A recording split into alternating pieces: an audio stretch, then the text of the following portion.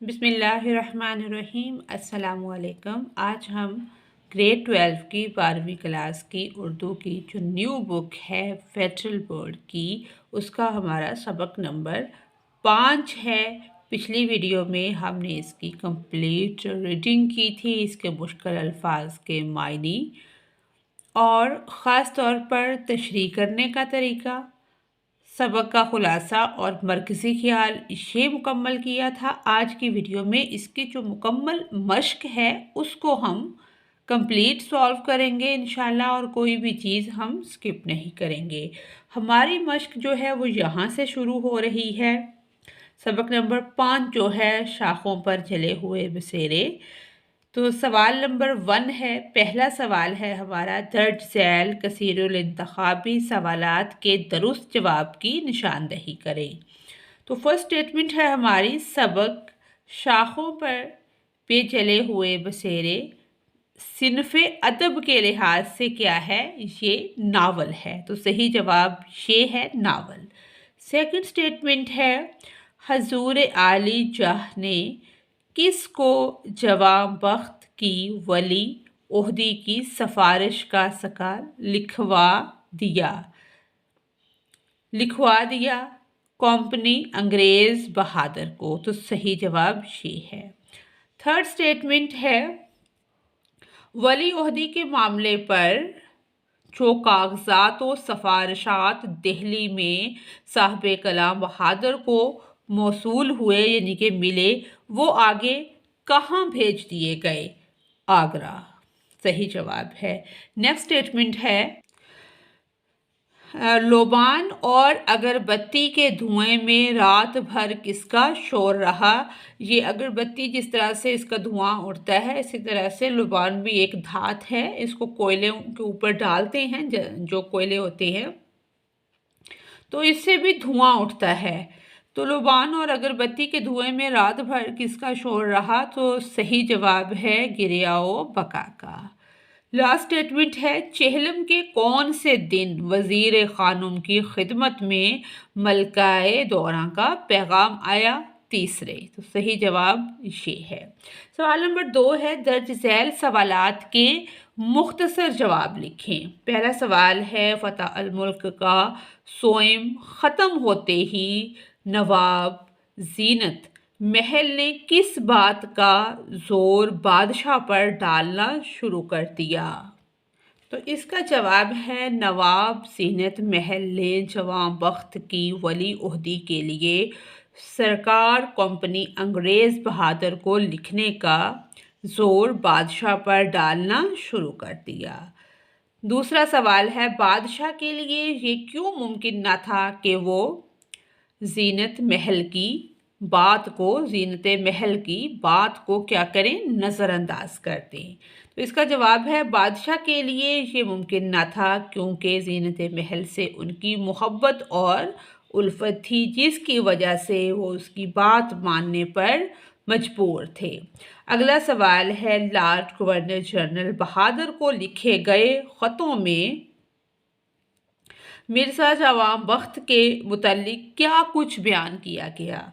ख़तों में मिर्ज़ा जवां बख्त की आली नस्बी, कई ज़ुबानों पर अबूर और आला तालीम का ख़ास तौर पर ज़िक्र किया गया। अगला सवाल है, मिर्ज़ा फ़ताहुल मुल्क बहादुर के चेहलम के मौके पर क्या एहतमाम किया गया? इसका जवाब है, कब्र को खुशबू से मुअत्तर करके संगे मरमर से आरास्ता यानी कि आरास्ता किया गया, सजाया गया।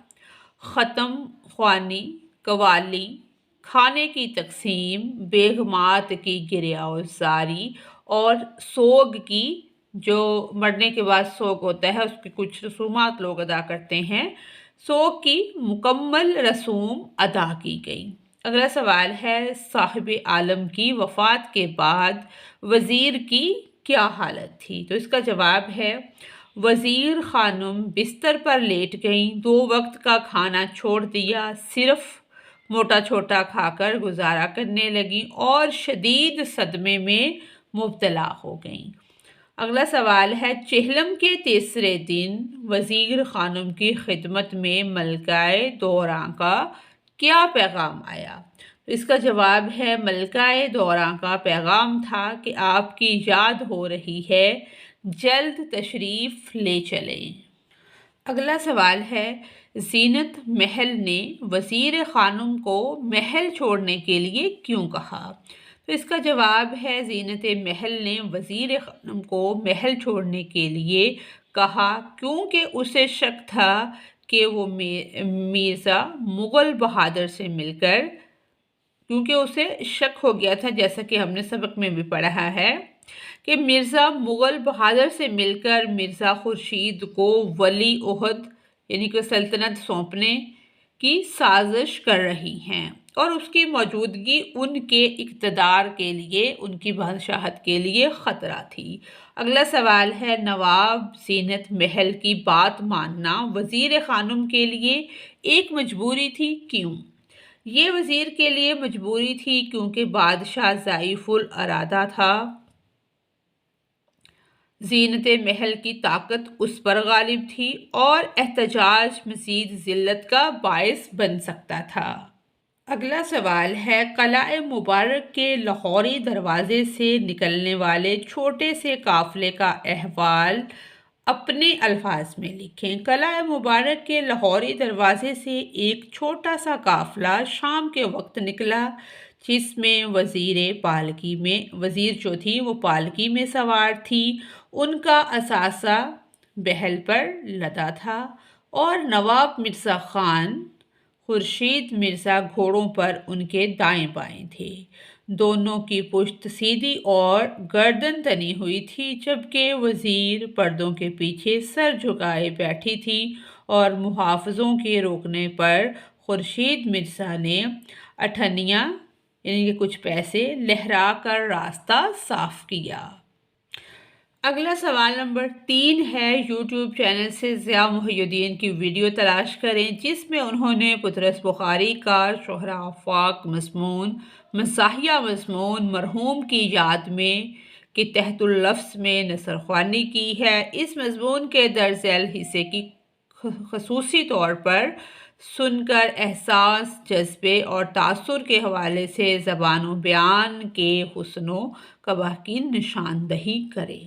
بعض اوقات شاعر یا ادیب اپنی تخلیقات میں جدت اور تاثر پیدا کرنے کے لیے دوسری زبانوں کے الفاظ بھی بے تکلفی سے برت جاتے ہیں، جس سے اردو زبان و بیان میں خوبصورتی یا اجنبیت، حسن و قبح کا احساس ہونے کا اندیشہ پیدا ہو جاتا ہے۔ شاعر یا ادیب کی مہارت اسی بات میں ہوتی ہے کہ دیگر زبانوں کے الفاظ اس چابک دستی سے استعمال کرے کہ وہ اردو روزمرہ اور محاورے میں رچ بس جائیں۔ تو اس کا جواب ہے ادبی نکتہ، زبان و بیان کی خوبصورتی و اجنبیت۔ سب سے پہلے ہے علمی تلفظ اور بہاؤ۔ ضیاء صاحب نثر کو ایک طبعی گفتگو کی طرز میں پیش کرتے ہیں، جیسے ذہنی روبے رواں بغیر کسی ادائیگی کی مصنوعیت کے، کہ اس میں کوئی مصنوعی عنصر جو ہے وہ نظر نہیں آتا۔ اس طرح الفاظ مجبوری نہیں، کہ ایسا نہیں ہوتا کہ مجبوری میں الفاظ کا چناؤ کیا جا رہا ہے، بلکہ مکالمے کا جو وہ بات کر رہے ہیں یا لکھ رہے ہیں اس کا حصہ محسوس ہوتے ہیں۔ سیکنڈ ہے مخلوط زبان کا استعمال، کہ ملی جلی زبان کا استعمال کرتے ہیں۔ وہ الفاظ جیسے motor car, bicycle, cigarette case بغیر کسی لگی لپٹی کے استعمال کرتے ہیں۔ یہ اردو میں اجنبیت کا تاثر نہیں لا رہی، بلکہ مزاج کی ساخت میں جدیدیت کی چھاپ چھوڑ رہی ہے، یعنی کہ اس سے کچھ ماڈرن چیزیں سامنے آتی ہیں۔ جو مخلوط زبان کا استعمال ہے، آرام دہ طرز نثر۔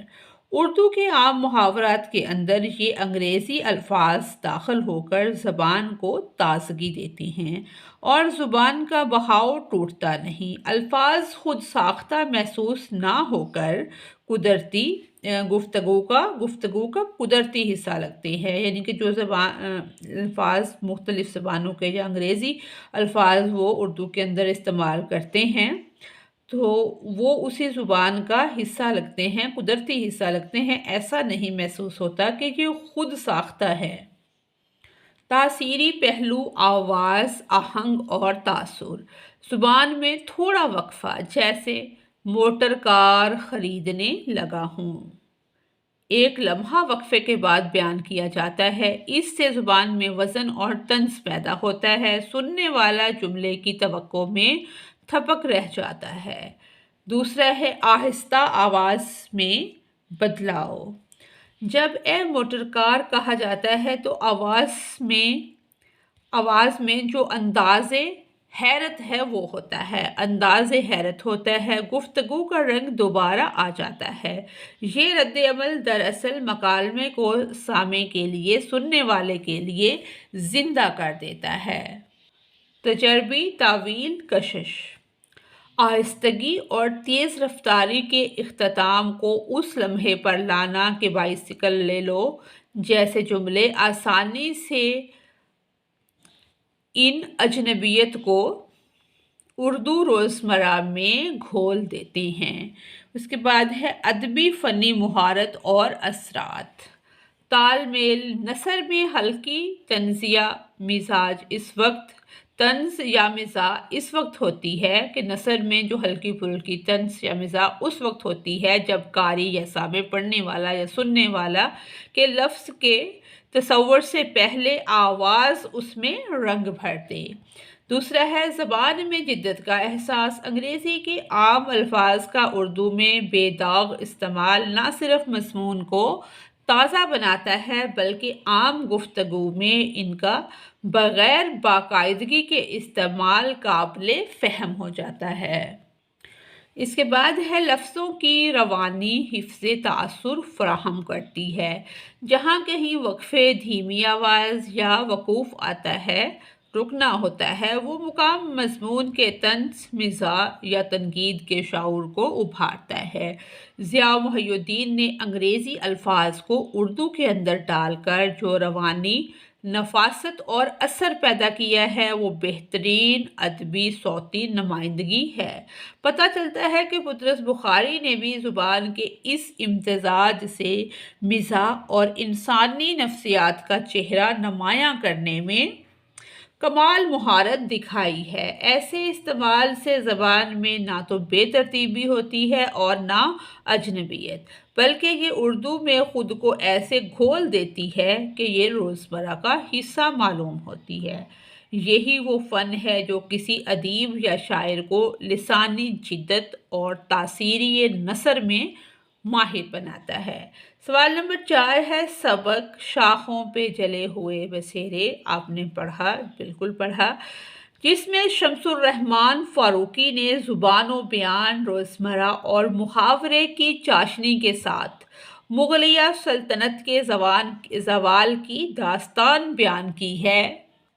तलबा आपस में अखलाकी, मुआशी, माशरती और सकाफ़ती अमूर वगैरह से मुतल्लिक अपनी गुफ्तगू में दर्ज झैल मौसूं अल्फाज व तराकीब पर मुश्तमिल रोज़मर्रा और बामुहावरा ज़बान इस्तेमाल करें, जैसे तकाज़ाए उमरी, बेवजह ज़ौफ़, थरथरी, अदम मुदाखलत, हकूमत, संगमरमर, आफाक, सितम ज़रीफ़ी, इस्तमरार, तवीलुल मुद्दत। ये सारे अल्फाज हैं। आगे इनका इस्तेमाल हमने देखना है जो कि बहुत ज़रूरी है कि आजकल के हालात देखकर दिल में एक थरथरी सी दौड़ जाती है। हर शख्स ढंडोरा पीट रहा है कि सब ठीक है, मगर आफाक पर छाई मायूसी कुछ और ही कहानी सुनाती है। ये भी कि सितम ज़रीफ़ी है कि जिन पर रखवाली की ज़िम्मेदारी थी वही अदम मुदाखलत की आड़ में तमाशाई बने बैठे हैं। हमारे बुज़ुर्ग जिनकी दानाई से हम रहनुमाई लेते थे, अब पीरे खरफ बना दिए गए। उनकी बातों को खिलाफ़े मुसलहत समझकर رد کر دیا جاتا ہے کہ پہلے تو وہ پیر کی طرح ان کی پوجا کی جاتی تھی، ان کے ہر قول و فعل کو ترجیح دی جاتی تھی، اب ان کی باتوں کو کیا کیا، خلاف مصلحت سمجھ کر رد کر دیا کہ اس پر بالکل بھی عمل نہیں کیا جاتا۔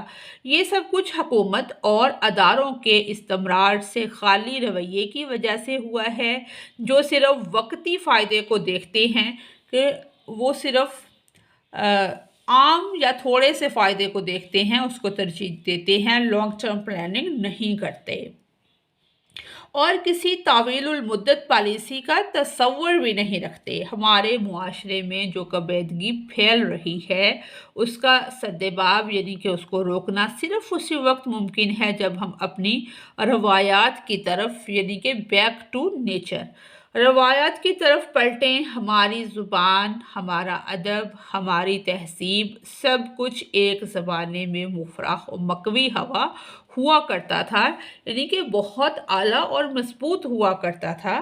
بالکل ایسا ہی ہے، جب تک ہم بیک ٹو نیچر نہیں آئیں گے تب تک ہمیں کامیابی نہیں ملے گی۔ آج کی نسل جو الٹے پاؤں مغرب کی اندھی تقلید یعنی کہ اندھا دھند پیروی کرنی، بغیر سوچے سمجھے تقلید میں بھاگ رہی ہے، نقل کرنی، اسے چاہیے کہ اپنے اندر جھانکے۔ یہ دنیا سنگ مرمر کے محلات جیسی خوبصورت ضرور ہے، لیکن اس میں سچائی اور کردار نہ ہو تو وہ محلات بھی پہاڑوں کی کھو جیسے سنسان بن جاتے ہیں۔ آخرکار ہر شخص بے وجہ ضعف یا تقاضائے عمری کچھ نہ کچھ سیکھتا ہے، مگر بہتر یہی ہے کہ وقت پر سیکھا جائے، ٹائم کو ضائع نہ کیا جائے، ورنہ یہ دنیا کسی کے لیے جائے امان نہیں رکھتی۔ سوال نمبر 5 ہے، اصلاحی اور مجازی نقطہ نظر کے پیش نظر کرنے کے لیے دو طالب علم وزیر خانم اور ملکہ دورہ کے درمیان ہونے والے درج ذیل مکالمے کو آپس کی گفتگو کے انداز میں پیش کریں۔ تو یہ وہ مکالمہ ہے، یہاں سے شروع ہو رہا ہے، یہ عام گفتگو کے انداز میں آپ نے پیش کرنا ہے، یعنی کہ یہ سارا مثلا بچے کریں گے کلاس میں، دو بچوں کو آپ سلیکٹ کریں، ایک کو ایک کردار دے دیں، دوسرے کو دوسرا، تو وہ اس کو ریپریزنٹ کریں۔ یہ سارا وہ مکالمہ ہے جو آپ آپس میں بات کی طرح کریں گے، یعنی کہ یہاں تک۔ اس کے بعد اگلا سوال نمبر 6 ہے کہ سبق کے درج بالا پڑے گئے حصے کو دہراتے ہوئے جو ہم نے اوپر مکالمہ گزرا ہے، اس کو حوالوں اور دلائل سے اظہار رائے کریں اور اس حصے پر جزیات کے ساتھ تبصرہ پیش کریں۔ ایک ہے کہ آپ نے اپنی رائے کا اظہار کرنا ہے، دوسرا آپ نے اس پہ مجموعی ایک تبصرہ پیش کر دینا ہے۔ اس کو ہم دیکھ لیتے ہیں۔ شمس الرحمن فاروقی کے ناول کئی چاند تھے سرے آسماں کے اقتباس پر زیر نظر اقتباس مغلیہ دربار کی زوال پذیر سیاست، طبقاتی تعصب اور نسوانی کرداروں کے درمیان تعلقات کو گہرائی سے پیش کرتا ہے۔ وزیر خانم کا کردار میرے نزدیک ایک باوقار، باہمت اور صبر و حکمت سے لبریز عورت کا ہے، جو ذلت آمیز جملوں کا جواب بھی تہذیب اور وقار سے دیتی ہے۔ زینت محل کی زبان میں وہ غرور اور حقارت ہے جو صرف اقتدار کے نشے میں ڈوبی ہوئی شخصیت کا خاصہ ہو سکتی ہے۔ وہ نہ صرف وزیر کی حیثیت کو چیلنج کرتی ہے بلکہ اس کی شناخت اور ماضی کو بھی مٹانے کی کوشش کرتی ہیں۔ اس سے اندازہ ہوتا ہے کہ اقتدار کے ایوانوں میں انسانیت اور رشتوں کی کوئی قیمت نہیں ہوتی۔ مجھے وزیر کی جانب سے یہ کہنا، جس نے مجھے ذرے سے آفتاب کیا، اب وہ خود تحقاق ہے، ایک بے حد باوقار اور حقیقت پسندانہ رویہ محسوس ہوتا ہے۔ اس میں نہ شکوہ ہے نہ غرور، بلکہ اپنی حقیقت کا شعور ہے۔ یہ اقتباس صرف دو عورتوں کے درمیان تلخ مکالمہ نہیں بلکہ ایک پورے عہد، اس کی منافقت، طاقت کی ہوس، عورت کی پوزیشن اور شخصی وقار کے درمیان ٹکراؤ کا منظر نامہ ہے، جو آج کے معاشرے کے لیے بھی ایک آئینہ ہے۔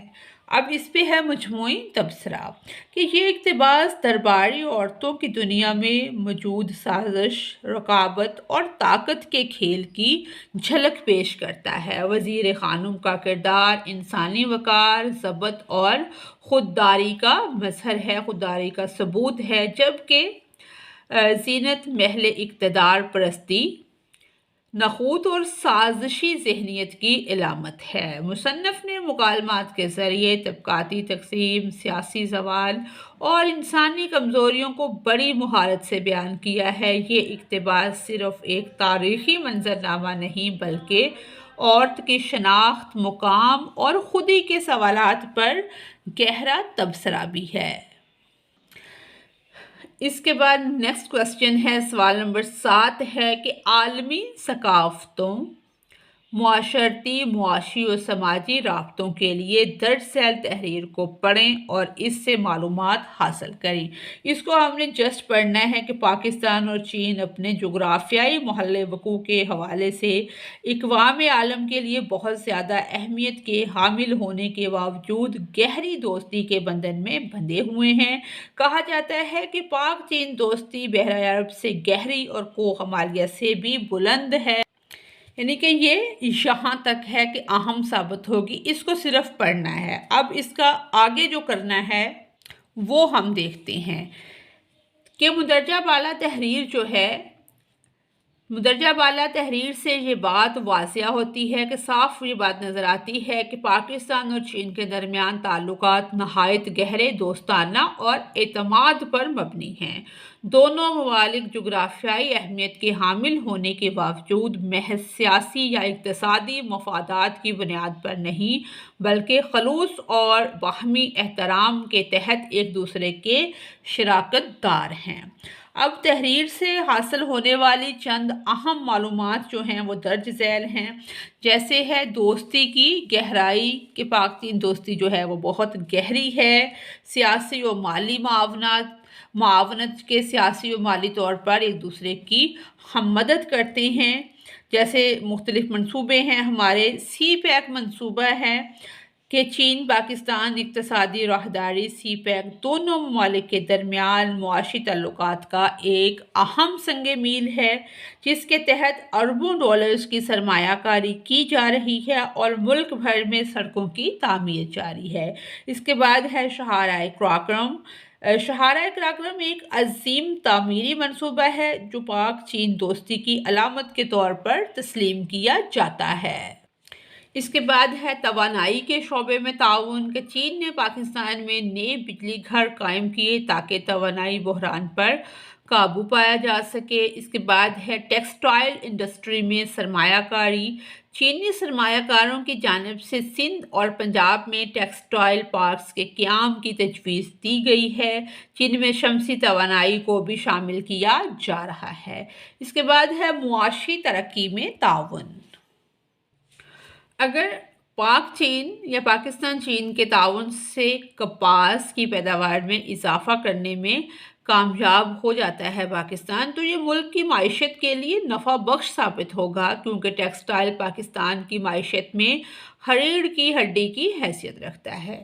پاکستان اور چین کی دوستی نہ صرف علاقائی امن و استحکام کے لیے اہم ہے بلکہ اس کے معاشی، سماجی اور ثقافتی اثرات بھی نمایاں ہیں۔ سی پیک، توانائی کے منصوبے اور ٹیکسٹائل انڈسٹری میں تعاون جیسے اقدامات اس دوستی کو مستقبل میں مزید مضبوط بنائیں گے۔ اس کے بعد سوال نمبر 8 ہے کہ مختلف سرکاری، صحافتی اور عدالتی دفتر کی ویب سائٹ پر جا کر ان کے مختلف فارمز یا دستاویزات ڈاؤن لوڈ کر کے انہیں پڑھیں۔ نمونے کے طور پر ایک درخواست اور ضمانتی مچلکہ دیا جا رہا ہے، آپ انہیں پر کریں۔ یعنی کہ یہ ضمانت نامہ جو ہے، مچلکہ ضمانت نامہ، اس کو ہم نے فل کرنا ہے، جو چیزیں جہاں جہاں لکھی ہیں اس کو لکھ دیں گے۔ ادھر بھی یہ سارا یہاں تک یہ ایک مکمل ہوگا، یہاں پہ جو گواہ ہوں گے ان کے دستخط وغیرہ آ جائیں گے۔ یہ ہے کہ ہم جاب کے لیے کس طرح اپلائی کر سکتے ہیں، اس کو فل کرنا، یہ ساری چیزیں اس والے فارم میں آئیں گی۔ نام ہے، ولدیت ہے، تاریخ پیدائش ہے، यानी कि शनाख्ती कार्ड नंबर, तालीम, तजर्बा, डोमिसाइल, मुकम्मल पता, ये सब चीज़ें। इसके बाद जो हमारा ग्रामर का पोर्शन है वो ज़्यादा इम्पोर्टेंट है, उसको हम देखते हैं। मरकब नाक़िस और मरकब ताम। कि मरकब नाक़िस और मरकब ताम जो है ये उर्दू अरबी कवायद का बुनियादी हिस्सा है, बुनियादी। जैसे मरकब नाक़िस जो है ये वो मरकब है जिससे मतलब जो है, क्योंकि इसके नाम से ज़ाहिर है कि नाक़िस नाक़िस की चीज़ होती है जिसके अंदर नक्स हो, जो किसी चीज़ पे पूरा ना उतरती हो, जिससे क्या है कि पूरा जो मतलब है वो अदा ना हो, कि बात मुकम्मल ना हो, यानी कि सुनने वाला मज़ीद इंतज़ार करे कि आगे से ये कुछ और बोले ताकि मुझे समझ आए कि ये कहना क्या चाहता है। मसलन अगर आप कहें कि अच्छा लड़का, लंबी सड़क, खूबसूरत बाग, सच्चा दोस्त, तो ये क्या होगा, ये मरकब नाक़िस होगा। कि अगर हम सिर्फ यही लफ्ज़ कहेंगे कि अच्छा लड़का, तो सवाल पैदा होता है कि ये अच्छा लड़का क्या होगा या क्या कर रहा होगा। तो इससे क्या हुआ कि बात मुकम्मल समझ में नहीं आई। जो मरकब ताम है इससे बात मुकम्मल समझ में आ जाती है, मुकम्मल तौर पर आपको उसका मफ़हूम जो है समझ में आ जाता है, यानी कि सुनने वाला आपको मज़ीद सवाल नहीं करेगा। जैसे मसलन हम कहते हैं कि अहमद अच्छा लड़का है, वो स्कूल गया, अली ने किताब पढ़ी, बारिश हो रही है। ये क्या है, ये मरकब ताम है कि पूरी बात समझ में आ गई है।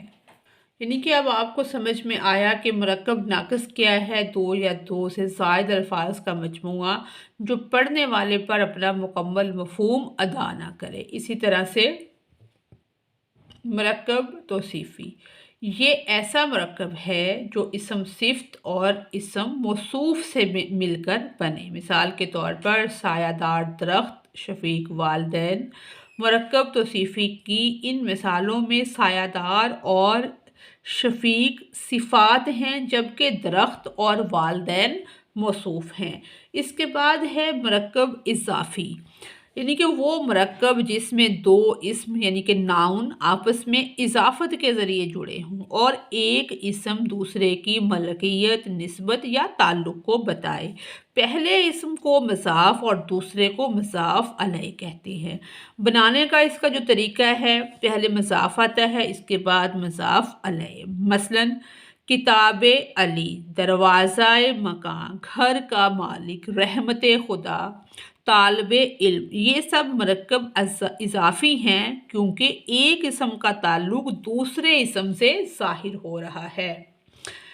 तो यहाँ से हम देखते हैं कि यहाँ क्या लिखा है कि मरकब इज़ाफ़ी ऐसे मरकब को कहते हैं जो मुज़ाफ़ और मुज़ाफ़ अलैह और हर्फ़ इज़ाफ़त यानी कि का, की, के से मिलकर बने। बाज़ औक़ात इस्म के नीचे जो ज़ेर लगती है, जैसे हमने पढ़ा है कि रहमते खुदा, वो भी हर्फ़ इज़ाफ़त का ही काम करती है। जैसे हमने कहा तालिबे इल्म, तो नीचे ज़ेर जो आई वो क्या है, वो हरूफ़ इज़ाफ़त है। मिसाल के तौर पर उर्दू की किताब शुजा के कपड़े, अनवारे रहमत। मरकब अतफ़ी, ऐसे मरकब को कहते हैं जो मातूफ़ अलैह, हरूफ़ अतफ़ और मातूफ़ से मिलकर बनता है। मसलन के हरूफ़ अतफ़ी जो है कि वो हरूफ जो दो लफ्ज़ों या दो फ़िक्रों या दो जुमलों को आपस में जोड़ें, इन्हें हरूफ़ अतफ़ कहते हैं। जो मशहूर हरूफ़ अतफ़ हैं वो है और, या, लेकिन, बल्कि, मगर, के, बस। कि अली और अहमद दोस्त हैं, मुझे चाय या कॉफ़ी पसंद है, वो मेहनती है लेकिन लापरवाह नहीं, वो गरीब नहीं बल्कि शरीफ है, मैंने बुलाया मगर वो ना आया। तो ऐसे मरकब ये हमने देखा है। मसलन माल और दौलत, माँ और बाप, इन मिसालों में माल, माँ मौतूफ़ अलैह, वो और हरूफ़ अतफ़, जबकि दौलत और बाप मौतूफ़ के तौर पर इस्तेमाल हुए हैं। इसके बाद है मरकब ताम। मरकब ताम को हमने पहले भी थोड़ा समझा है कि दो या दो से ज़ायद अल्फाज का ऐसा मजमूआ जो पढ़ने वाले पर अपना मफहूम मुकम्मल तौर पर अदा या वाज़िया कर दे, मरकब ताम कहलाता है। मसलन मेरा मुल्क पाकिस्तान है, दो भाई पढ़ रहे हैं, यानी कि बात पूरी है, जुमला मुकम्मल है।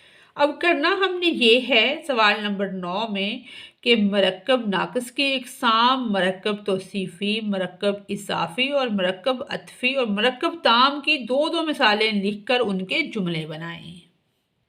पेपर में भी आपसे डेफिनेशंस नहीं पूछी जाएंगी, एप्लीकेशन ही पूछी जाएगी। मरकब तौसीफ़ी की जो मिसालें हैं, मरकब तौसीफ़ी क्या है? सायादार दरख्त, शफीक वालिदैन। जुमलों में इस्तेमाल है, हमारे स्कूल के बाहर सायादार दरख्त लगे हुए हैं। शफीक वालिदैन अपने बच्चों की तरबियत नरमी और मोहब्बत से करते हैं। मरकब इज़ाफ़ी की मिसालें, मरकब इज़ाफ़ी उर्दू की किताब रहमते खुदावंदी। मुझे उर्दू की किताब बहुत पसंद है, हमें हर वक्त रहमते खुदावंदी का शुक्र अदा करना चाहिए। इसके बाद है मरकब अत्फ़ी की मिसालें, मरकब अत्फ़ी और जुमलों में इस्तेमाल। इज़्ज़त व वक़ार। इज़्ज़त व वक़ार इंसान का सबसे कीमती सरमाया होते हैं। दिन और रात के निज़ाम से ज़िंदगी में तवाज़ुन कायम रहता है। मरकब ताम की मिसालें, मरकब ताम और जुमलों में इस्तेमाल। मेरा मुल्क पाकिस्तान है, मेरा मुल्क पाकिस्तान है और मुझे उससे मोहब्बत है। दो भाई पढ़ रहे हैं, दो भाई पढ़ रहे हैं और दोनों बहुत मेहनती हैं। इसके बाद है मरकब मसादर। मस्दर एक ऐसा इसम है जो खुद किसी से नहीं बनता, लेकिन इससे कई अल्फाज या लफ्ज़ बन सकते हैं।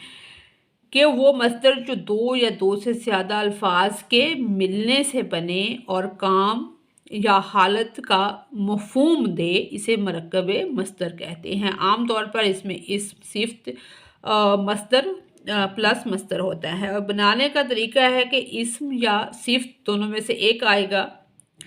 करना, होना, देना, लेना, जाना वगैरह, मतलब मदद करना, बात करना, फ़ैसला करना, माफ़ करना, ख़त्म होना, ये इसकी मिसालें हैं। यानी जब एक मस्दर किसी इस्म या किसी फ़ेल के साथ मिले, मिसाल के तौर पर उगना और आना से उग आना, उगना और आना से क्या है? उग आना।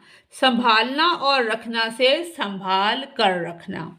गिरना और पड़ना से गिर पड़ना। धोना और देना से धो देना मरकब मसादर की मिसालें हैं। जब दो मसादर मिलकर एक मस्दर बनाएं, जबकि किताब पढ़ना, ख़त लिखना, सांप मारना, सच बोलना वगैरह ऐसे मरकब मस्दर हैं जो एक इसम एक मस्दर के साथ मिलकर मरकब मस्दर की तश्कील करता है।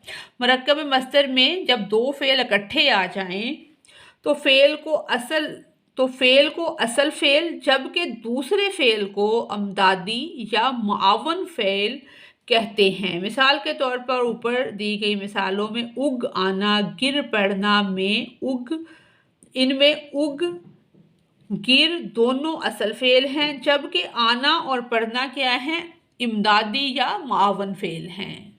सवाल नंबर 10 जो है, मरकब मसादर की दो दो मिसालें देकर वजाहत करें। तो थोड़ा सा इसके जवाब को पहले डिफ़ाइन किया है कि मरकब मस्दर ऐसे मस्दर को कहते हैं जो दो या दो से ज़्यादा अल्फाज के मिलने से बने हों, जिनमें से एक मस्दर फ़ेल और दूसरा मस्दर इसम या मस्दर होता है। ये अल्फाज मिलकर एक मुकम्मल अमल या मफ़हूम अदा करते हैं। मिसाल नंबर 1 है फ़ुटबॉल खेलना। वजाहत, फ़ुटबॉल क्या है? एक इसम है और खेलना एक मस्दर है।